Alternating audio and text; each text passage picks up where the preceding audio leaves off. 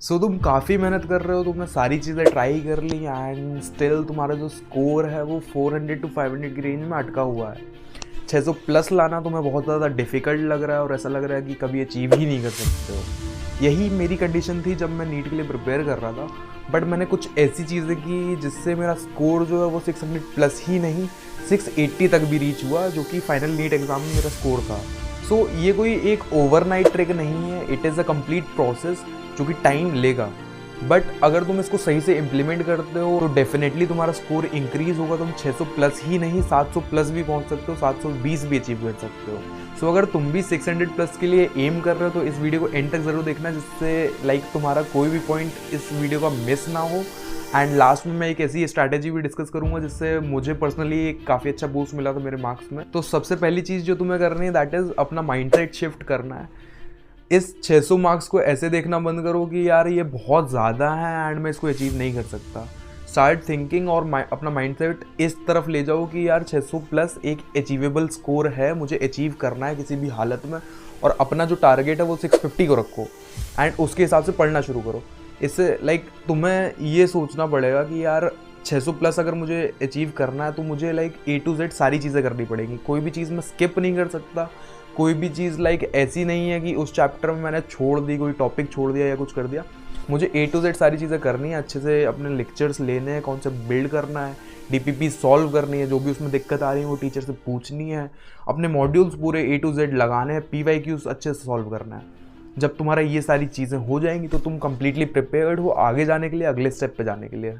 अगले स्टेप पे मूव करने के लिए सबसे ज़्यादा इंपॉर्टेंट यही है कि जो पिछले स्टेप में तुमने कोई भी चीज़ छोड़ी नहीं है, सारी चीज़ें A to Z सारी करी हैं, कोई भी बैकलॉग्स अपने नहीं एक्यूमुलेट होने दिए हैं। And now you have to attempt paper in a proper way, जिसके लिए मैंने एक वीडियो बना रखा है, उसको चेकआउट कर सकते हो।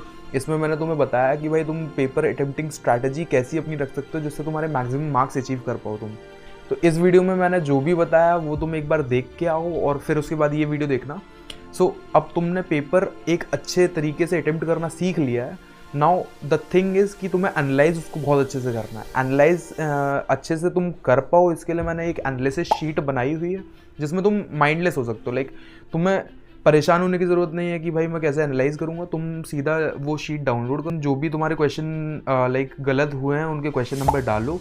तुम्हारे पास 10-15 ऑप्शंस होंगे, उसके नीचे टिक करो कि ये क्वेश्चन तुम्हारा किस वजह से गलत है। लास्ट में तुम टैली करोगे कि तुम्हारे कितने क्वेश्चन किस वजह से गलत है। जैसे मान लो तुम्हारा 8 क्वेश्चन सिली मिस्टेक की वजह से गलत है, या फिर 6 क्वेश्चन तुम्हारे कैलकुलेशन मिस्टेक की वजह से गलत है। तो इससे तुम्हें एक प्रायोरिटी ऑर्डर मिल जाएगा कि तुम्हारे मैक्सिमम क्वेश्चन किस किस वजह से गलत हो रहे हैं। तो मान लो तुम्हारे 15 क्वेश्चन गलत हो रहे हैं, जिसमें से 8 क्वेश्चन जो हैं वो सिर्फ सिली मिस्टेक की वजह से है। तो तुम्हें अगली बार ध्यान रखना पड़ेगा कि मैं क्या ऐसा करूँ कि ये सिली मिस्टेक्स मुझसे ना हो।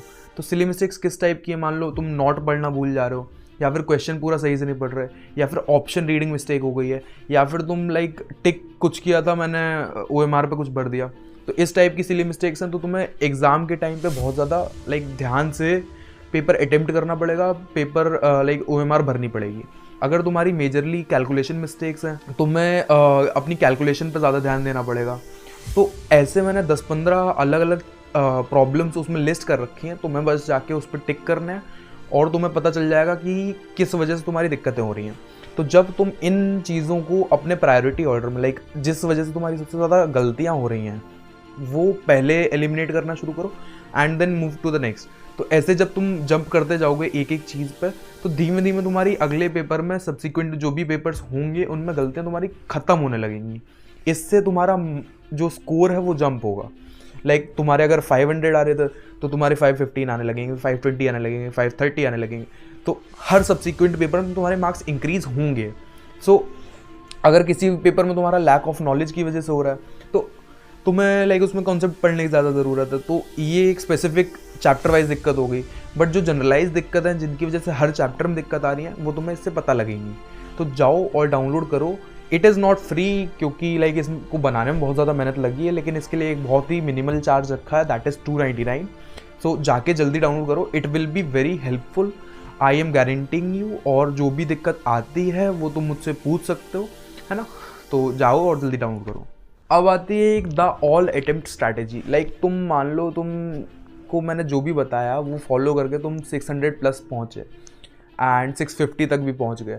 बट अब क्या, अब एनालिसिस करने पे भी हर बार अलग कुछ टाइप की गलतियाँ आ रही हैं, बट वो स्पेसिफिक नहीं है, मैंने हर टाइप की ऑलमोस्ट गलतियाँ सही कर ली। तो अब क्या, अब देखो, अब यार तुम्हारे ऑलमोस्ट 180 में से 160 या 170 क्वेश्चंस अटेम्प्ट होने लगे होंगे। तो जब तुम्हारे 165 या 170 मतलब 160 से 170 के बीच में क्वेश्चंस अटेम्प्ट होने लगे या उससे ज़्यादा, तो तुम क्या कर सकते हो इज़ कि तुम्हें मेजॉरिटी चीज़ की नॉलेज है ना, तुम्हें सारी चीज़ें अच्छे से आती हैं, तुम्हें पेपर अटेम्प्ट करना आता है, तुम्हारे इतने सारे क्वेश्चंस अगर सही हो रहे हैं, तुम अटेम्प्ट कर रहे हो, तो अब जो क्वेश्चंस बचे हैं उसमें मेजॉरिटी ऑफ द क्वेश्चंस में तुमसे इजीली दो जो ऑप्शंस हैं वो एलिमिनेट हो जाते हैं। तुम्हारे पास बचे 2 ऑप्शंस। अब तुम उनमें कैलकुलेटेड गेस मारते हो। कैलकुलेटेड गेस इज तुम्हें पता है हाईली प्रोबेबली ये आंसर होगा इसका, ठीक है। इसका ये मतलब नहीं है कि बस तुमने आंखें बंद करी और कोई भी तुक्का मार दिया, नहीं, तुम कैलकुलेटेड गेस ले रहे हो कि यार ये क्वेश्चन मेरा सही हो सकता है। अब मान लो ऐसे तुमने 10 क्वेश्चन तुमने अटेम्प्ट करे, अब उन 10 क्वेश्चन में भी तुमने लाइक 2 ऑप्शन पहले ही एलिमिनेट कर देते, अब तुम्हें 2 में से दैट इज 50-50 चांस हुआ। अब इस 50-50 चांस में एक तुमने वो ऑप्शन सिलेक्ट किया है जो तुम्हारे हिसाब से हाईली प्रोबेबल है, तो इसकी चांसेस बहुत ज़्यादा बढ़ जाती है कि वो आंसर सही होगा। तो अब मान लो उस 10 में से अगर तुम्हारे 2 आंसर्स भी सही हो जाते हैं, that will give you plus 8 marks, ठीक है। अब बाकी बचे हुए 8 क्वेश्चन अगर तुम रॉन्ग करते हो तो भी तुम्हारे -8 होंगे, तो नेट तुम्हारा लाइक ऑलमोस्ट तुम्हारा नील रहेगा। तो तुम्हारे नंबर बढ़े भी नहीं, तुम्हारे नंबर घटे भी नहीं, पर 2 तो मैं एट मिनिमम ले रहा हूँ, जबकि वो तुम्हारे कैलकुलेटेड गेस इससे भी ज़्यादा सही होंगे, लाइक 4 से 5 से 6 सही होंगे, और इवन शायद सारे सही हो, जो कि मेरे केस में हुआ था, ठीक है। तो इससे तुम्हारा ओवरऑल स्कोर जो है वो ऊपर जाएगा, और जो क्वेश्चन तुमसे गलत हो रहा है ना, वो भी तुम एनालिसिस में अपने सुधारना शुरू कर ही दिया है, तो वो कहीं ना कहीं सही होते जाएंगे। तो ऐसे तुम्हारे ऑलमोस्ट 180 क्वेश्चंस में से 179 178 तक तुम अटेम्प्ट करने लगोगे, जो कि फाइनल ट्रैक है, क्योंकि लास्ट में आके ऑलमोस्ट 10-12 क्वेश्चंस ऐसे रह जाते हैं जो कि कभी अटेम्प्ट करने तुम शुरू ही नहीं करते। तो ये जब इतने क्वेश्चन तुम अटेम्प्ट करने लगो, उसके बाद ये नेक्स्ट फेज तुम्हारा यही रहेगा कि तुम सारे क्वेश्चन अटेम्प्ट करना शुरू करो, क्योंकि ज़्यादातर यही चांस है कि इससे तुम्हारे मार्क्स बढ़ेंगे ही। मैंने जिस एनालिसिस शीट की बात करी है उसकी लिंक मैंने डिस्क्रिप्शन में दे दी है, जाके वहाँ से चेकआउट कर सकते हो, और काफ़ी मिनिमल फीस पे अवेलेबल है, तो जल्दी जाके परचेज कर सकते हो।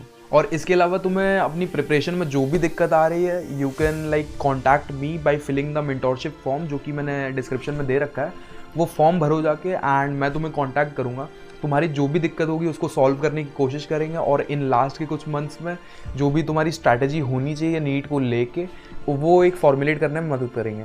जल्दी जाके उसको भरो, वो फ्री है कम्प्लीटली। अगर आपको ये वीडियो अभी पसंद आ रही है तो इसको लाइक ज़रूर करिएगा, और इस चैनल को सब्सक्राइब ज़रूर कर लीजिएगा, ताकि और ऐसी आपको वीडियोस मिलती रहें।